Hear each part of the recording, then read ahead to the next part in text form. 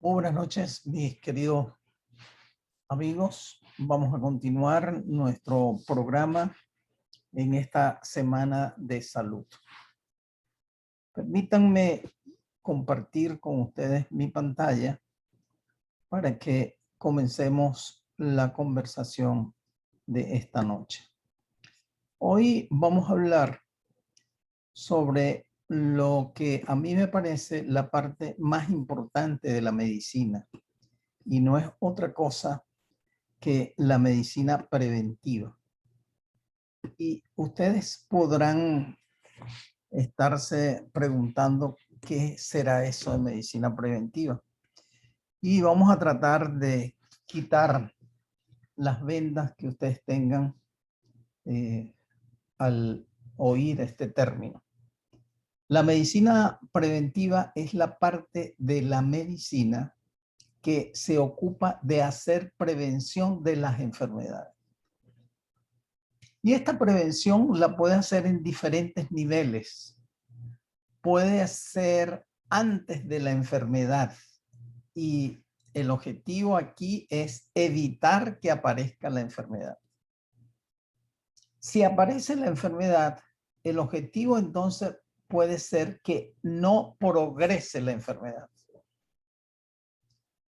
Y si por alguna circunstancia no se hizo ni prevención para que no apareciera, ni prevención para que no avanzara, y la enfermedad hace su efecto indeseable, entonces la medicina preventiva lo que hace es evitar que la persona vaya a quedar desvalido, vaya a quedar incapacitado, y con las pocas cosas que hayan quedado se va a tratar de reincorporarlo a la sociedad. Entonces, tiene tres partes: la medicina preventiva primaria, la medicina preventiva secundaria y la medicina preventiva terciaria. La medicina preventiva primaria la podemos hacer todos porque se hace antes de que aparezca la enfermedad. Si no se necesita ser médico para hacer medicina preventiva. ¿Y quiénes la pueden hacer? Bueno, la pueden hacer naturalmente los médicos y el personal de salud, pero también lo puede hacer el jefe de la casa, el papá, la mamá, lo puede hacer el maestro, lo puede hacer el pastor, lo puede hacer el locutor, el sacerdote de la Iglesia Católica. Es decir, todo el que maneja grandes cantidades de personas debería estar preocupado por hacer medicina preventiva primaria para evitar precisamente que aparezca la enfermedad. La medicina preventiva secundaria y terciaria deben ser hechas por médicos porque ya apareció la enfermedad. La medicina preventiva secundaria se basa en dos principios y es el diagnóstico precoz de la enfermedad y el tratamiento oportuno. Es decir, la idea es que si la persona se enferma, inmediatamente se haga diagnóstico y tratamiento para evitar que la enfermedad progrese. Y vamos a darle un ejemplo. Imagínense ustedes una persona con una apendicitis. Si a esa persona se le diagnostica la apendicitis apenas esté comenzando, bueno, se puede operar con una laparoscopia, al día siguiente va a estar en su casa tranquilo, sin problema, y su recuperación será en unos 2, 3, 4 días, podría incluso estar trabajando. Ahora imagínense esa misma persona que tiene una apendicitis y no se diagnostica precozmente, o porque el médico no hace el diagnóstico o porque el paciente no acudió. ¿Qué va a pasar? La enfermedad sigue progresando y entonces ahora en vez de tener una apendicitis podría tener una peritonitis. Ahora, una peritonitis ya probablemente no lo van a operar por laparoscopia. Probablemente van a tener que abrir todo el abdomen y va a haber que utilizar grandes cantidades de antibióticos. No va a estar un día de hospitalización, va a estar muchos días. Y aquellos que se salven, porque algunos podrían definitivamente morir. Así que vean lo importante que es la medicina preventiva secundaria. Se basa en el diagnóstico precoz y en el tratamiento oportuno. Y su finalidad es evitar que la enfermedad progrese. Luego tenemos la medicina preventiva terciaria.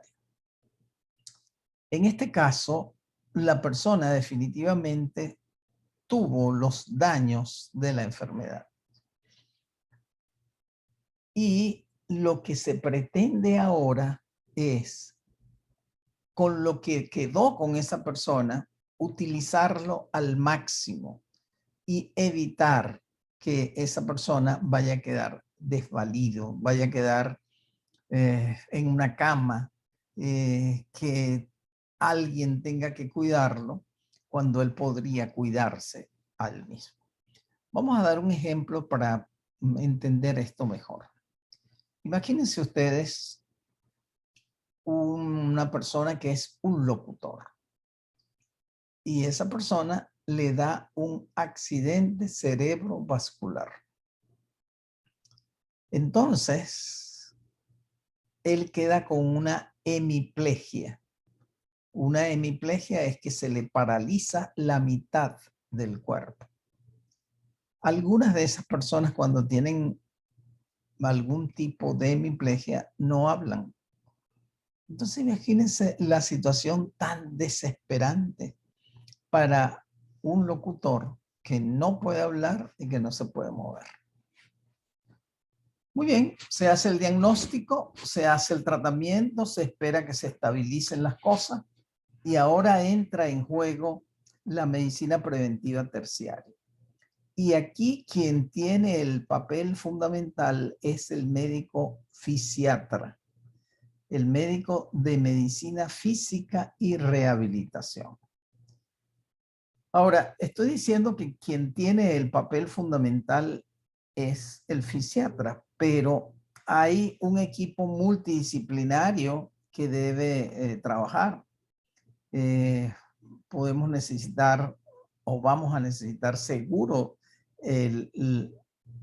la terapista de fisiatría, pudiéramos necesitar un terapista de lenguaje, pudiéramos necesitar un psicólogo, pudiéramos necesitar una trabajadora o un trabajador social.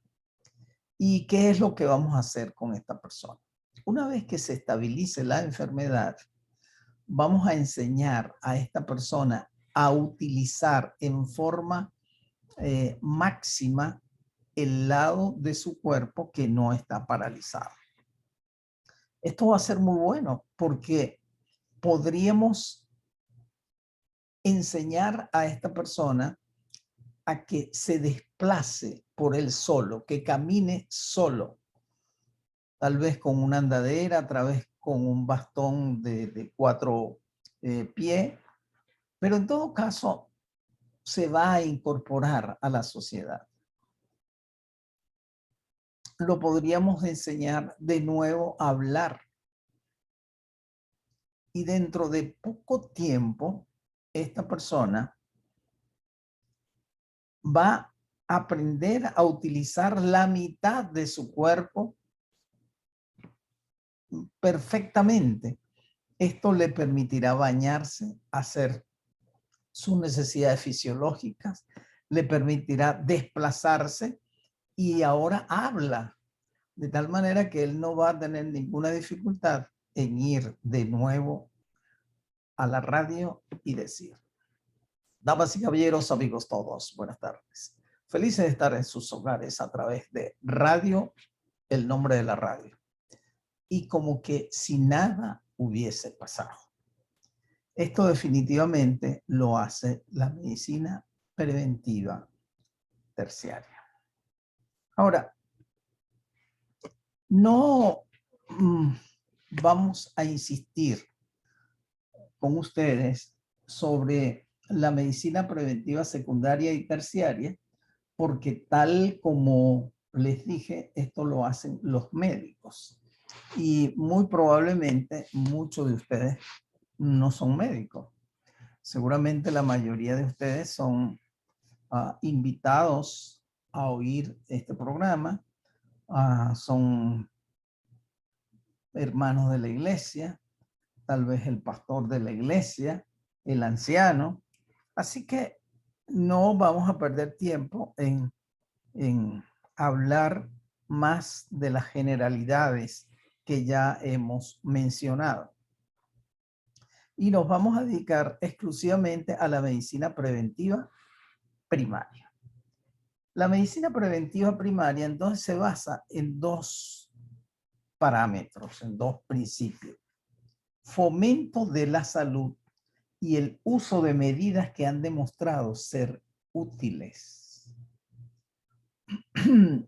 Vamos a ver entonces qué significa fomento de la salud y dar algunos ejemplos de esas medidas que han demostrado ser útiles. Veamos la primera, fomento de la salud. Y tal vez estas 4 fotos no le dicen nada, pero a medida que yo vaya explicando, va a decir. Veamos esta de la parte superior izquierda. Ahí tenemos una casa en el campo, pero esa casa parece que tiene todas las comodidades. Tiene ventanas, tiene luz, seguramente tiene agua, tiene de todo. Pero hay casas que son insalubres y naturalmente muchas de ellas están en el campo, pero aún en las ciudades pueden haber casas insalubres. ¿Y qué sería una casa insalubre? Imagínense una casa que tiene una sola sala, no tiene ventanas y tiene una puerta únicamente. Y allí duerme toda la familia, pero también duerme el perrito, duerme el gato y duerme algunas gallinas, un cochinito que tiene la señora. Imaginen también que una de estas personas adquiere una enfermedad respiratoria, por ejemplo, una tuberculosis. Con toda seguridad, todos se van a contaminar. ¿Y por qué? Porque esta casa no fomenta la salud. Por el contrario, fomenta el contagio de una enfermedad infectocontagiosa, como es el caso de la tuberculosis. Si un tuberculoso viviera en esta casa, primero que tiene muchas habitaciones, así que puede estar en una parte aislada, pero otra tiene ventanas. Y al tener ventanas, el aire entra y se lleva muchas de las secreciones que la persona tose. De tal manera que la construcción de casas saludables va a favorecer o va a evitar que haya algunas enfermedades. En esta lámina lo que estamos viendo es un acueducto. Y cuando hay acueducto y hay agua potable, inmediatamente disminuyen algunas enfermedades. Por ejemplo, van a disminuir las enfermedades de la piel porque la gente se baña. Va a haber mucho menos dermatitis simplemente porque la gente se baña. Va a haber menos sarna. Pero también van a haber menos enfermedades parasitarias que entran por la boca. Porque donde no hay agua potable, el agua puede estar contaminada y esa agua contaminada pues favorece estas infecciones que estoy diciendo. En esta lámina ustedes pueden ver mala recolección de basura. Esta mala recolección de basura, por supuesto, atrae cucarachas, atrae moscas, ratas, y todos estos pueden ser vectores para enfermedades. Cuando tenemos una buena limpieza en nuestra casa, cuando la basura está tapada, cuando hay buen servicio de aseo urbano, con toda seguridad va a disminuir la posibilidad de enfermedades.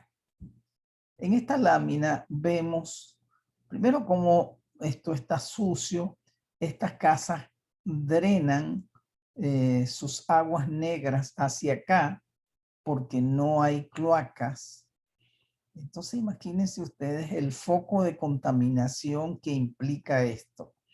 Aquí seguramente crece todo tipo de insectos y esos insectos naturalmente se van a convertir en un factor de riesgo de enfermedad para las personas que habitan en esta zona. La Biblia tiene recomendaciones para todo el quehacer humano. Y miren esto que está en armonía con lo que estamos hablando. Dice Deuteronomio 23:13. Tendrás también una estaca en tu equipo y cuando vayas a evacuar afuera, cavarás con ella y cubrirás tu excremento. Esto es buena disposición de excretas. Y si no se hace esto, pues vienen las moscas, se paran sobre el excremento, pueden contaminarse allí y van y vuelan donde están los alimentos que usted está cocinando o que está presentando en su mesa. Dios estaba haciendo medicina preventiva primaria cuando dio esta instrucción al pueblo de Israel. Pero vamos a ver ahora el segundo parámetro, que es la utilización de métodos o medidas que han demostrado ser útiles. Aquí está el cinturón de seguridad. Y en este caso lo lleva la señora, el señor y los dos niñitos. Con mucha frecuencia, las personas que van delante utilizan el cinturón de seguridad.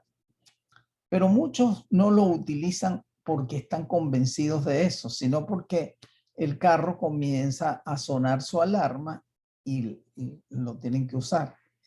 Pero la gente que va atrás habitualmente no utiliza el cinturón de seguridad. Pero el cinturón de seguridad ha demostrado que las personas que utilizan el cinturón de seguridad, cuando ocurre un accidente, no se mueren. Porque si una persona va aquí y el carro frena violentamente o tiene un impacto, rápidamente la frente va a pegar en el vidrio de adelante, bien sea de ella o de él. Más frecuentemente el copiloto. Pues esto no ocurre si lleva el cinturón de seguridad. Igual, cuando un carro tiene un volcamiento, llevar el cinturón de seguridad puede salvarte la vida, porque va a evitar que el carro te pase por encima. Para personas que hacen alpinismo, es muy importante tener estos equipos de arnés que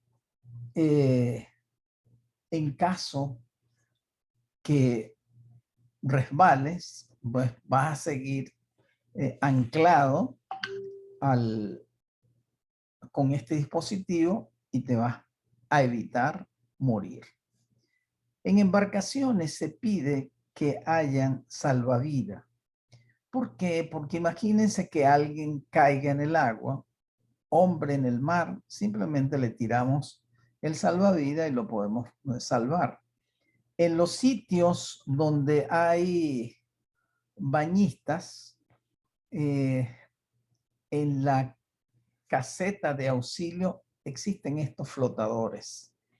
Y cuando el rescatista sale, lleva un flotador que se lo puede dar al bañista que está en dificultades, y con esto va a ser mucho más fácil extraerlo. Pero también una buena alimentación va a ser una medida que ha demostrado ser buena, porque aumenta las defensas de la persona. La consulta de niño sano. Y uno pudiera preguntarse, ajá, ¿y para qué vas a llevar a un niño que está bien al médico? Precisamente para hacer prevención. Y él podría ver si el crecimiento de ese niño va bien, él podría ver si la talla y el peso están de acuerdo a la curva que debe tener, cómo están los dientes, que si es todo ese poco de cosas que forma parte del desarrollo del niño. El pediatra se puede dar cuenta si eso está bien o no. Y no solo eso, sino que puede ver el esquema de vacunación, y con eso va a evitar una gran cantidad de enfermedades. Vamos a hablar un poquito más de la vacunación de dentro de poco. La consulta de el hombre aparentemente sano. Este señor hace bien en ir al médico para chequearse la tensión, para ver cómo están sus triglicéridos, cómo está el colesterol, y esto evidentemente va a ser bueno. Hay hombres mayores de 40 años que nunca se han hecho un chequeo prostático y se evitarían la muerte por cáncer de próstata si fuese. Dos palabras finales para hablar sobre las vacunas. La vacuna simplemente lo que hace es favorecer que la persona comience a crear anticuerpos contra alguna enfermedad. Hace muchos años colocaban una vacuna que se llamaba antivariólica y la ponían para todos. Si usted se iba a casar, se la ponían; si iba al servicio militar, se la ponían; si iba a viajar, se la ponían; si iba a sacar la cédula. Para todos se necesitaba la antivariólica. ¿Qué pasó con eso? Bueno, simplemente desapareció la viruela del mundo. También apareció una enfermedad que se llamaba la parálisis infantil o polio. Apareció una vacuna que se llamaba la Sabin oral, o se llama la Sabin oral, unas goticas en la boca de la persona, del niño, y con eso se evitó que tuviera esta enfermedad. Pero no solo hay vacunas para estas dos enfermedades. Ahora menos niños se mueren por sarampión, menos niños se complican con lechina, menos niños con meningitis, menos niños con hepatitis, simplemente porque existen estas vacunas que hacen prevención de estas enfermedades. Como ustedes pueden observar, podemos tener un conjunto de actividades que, si las hacemos, vamos a evitar la enfermedad. Y precisamente eso es lo que se llama medicina preventiva primaria. Es evitar que la enfermedad aparezca. Buenas noches y nos vemos mañana de nuevo a esta misma hora.